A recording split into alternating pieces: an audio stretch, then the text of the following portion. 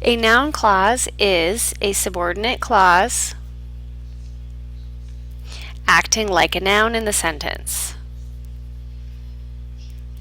Now, if it can act like a noun, that means it can be the subject, the object of a preposition, direct object, an indirect object, or a predicate nominative. You do have to identify what job it is doing in the sentence. Now, unlike adjective and adverb clauses, they cannot be removed or they won't make sense. Now, direct objects and indirect objects kind of can be taken out, but for the most part, noun clauses cannot be removed.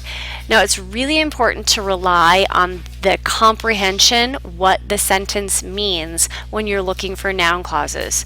So what I need is my own room. So need is an action verb. Who or what needs? I do. I need what? Direct object. Now the next verb I find is. Linking verb is. Who or what is? Well, this whole thing is functioning like the subject of the verb is. What I need is my own room. Room, predicate nominative, is renaming what I need. So in this case, that noun clause is acting like the subject of the sentence. If I look at the next example, the happiest time in my life was when we went to Costa Rica for the summer. I can lightly cross off my prep phrases. I need to put them into one of the clauses, but I can eliminate them for right now. So the first verb I see, linking verb was, who or what was, time was.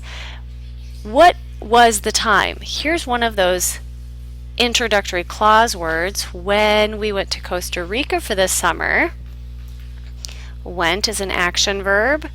Who went? We did, so we have a clause. What is this clause doing? Following a linking verb, it is renaming the subject, so it is the predicate nominative of the main clause. She believes that lost time is never found again. So action verb, believes. Who or what believes? She does. Time is found. Here's my action verb. Time is the subject. Now the word that is one of those introductory words. So that lost time is never found again is a subordinate clause. What is it doing in the context of the independent clause? She believes what? If it answers what after an action verb, it is the direct object of the independent clause. This one is a great one. We will give whoever wins the contest a prize. So will give is our action verb. Who or what will give? We will give. Looking for a direct object, we will give what? A prize. To or for whom? Whoever wins the contest happens to be the indirect object. Now if we go inside of that, of course we see wins, action verb. Who or what wins? Whoever wins, wins what? Contest, and we see all the pieces inside that subordinate clause. She has written an article about how she was elected to the Senate. So has written is an action verb. Who has written? She has. What has she written? An article. And now that word about is one of our weird prepositions. She was elected. There's my subject and action verb too. If it's following a preposition, it is the object of the preposition in the larger sentence. Careful with questions. So you do know what?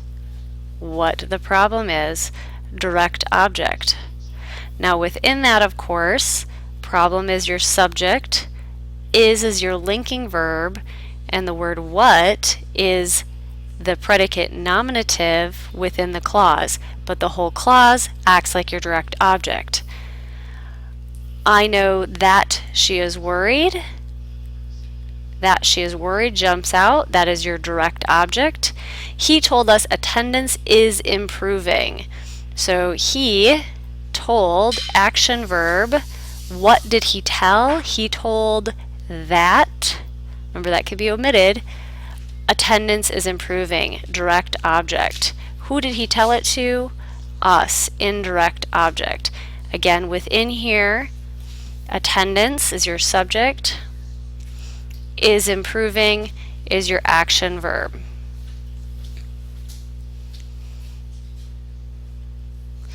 If we go on to look at some additional examples, this would be a great time to pause the video and try them on your own. The judge mentioned that she was born in Guyana. All of that is what she mentioned. Direct object, remember the word that can be omitted. Whoever wrote these directions never put a tricycle together. Put is your action verb. Who or what put? Whoever wrote these directions. Subject. No one could understand what the child was saying. What the child was saying is what, in this case, could not be understood. Direct object. The principal gave a certificate to whoever had perfect attendance. So principal gave, action verb, gave what? A certificate, direct object. One of our common prepositions to, whoever had, subject verb. If it follows a preposition, this is the object of a preposition. The painful truth is that we have been outplayed. Introductory word that tells me that we had been outplayed is my subordinate noun clause. What is outplayed doing in the sentence? Well, it's following a linking verb. The truth is the subject. Linking verbs are always followed by predicate nominatives or predicate adjectives. In this case, being outplayed renames the truth, so it's a predicate nominative. 5 is fun because there's an understood you subject here. So my first subject, you send. Send what? Invitation. To or for whom? Whoever is on this list. The whole clause functions as an indirect object. Again, within it, whoever is the subject, and then we have a linking verb, is, with a preposition. The planning committee disagreed about, there's one of our weird prepositions, where the fair should be held, object of a preposition. My problem is how I can write 2 reports in 1 week. How I can write 2 reports in 1 week follows a linking verb, subject problem. Writing 2 reports is the problem. That makes this the predicate nominative. Can go in, subject can write, action verb. What can you write? Reports. In a week tells you when you're writing. You've got an adverb, prep phrase. We've got all of our jobs working inside. So that is the function of a noun clause, subordinate noun clause in a sentence.